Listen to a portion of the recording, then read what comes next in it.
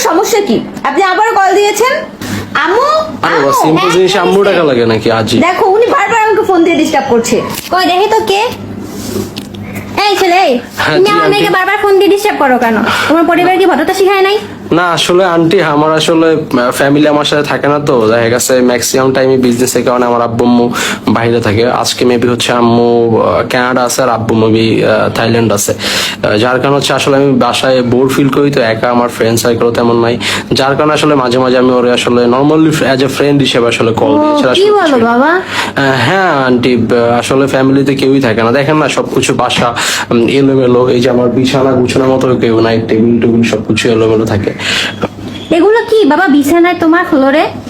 এই যে এগুলো এগুলো কিছু না, সিম্পল কিছু গোল্ড আর হচ্ছে টাকা পয়সা, ওই যে গুছানো কেউ নাই তো, যার কারণে আসলে বাসায় এলোমেলো টাকা পয়সা কিছু পড়ে থাকে, আর কিছুই না। এত টাকা পয়সা এইভাবে থাকে?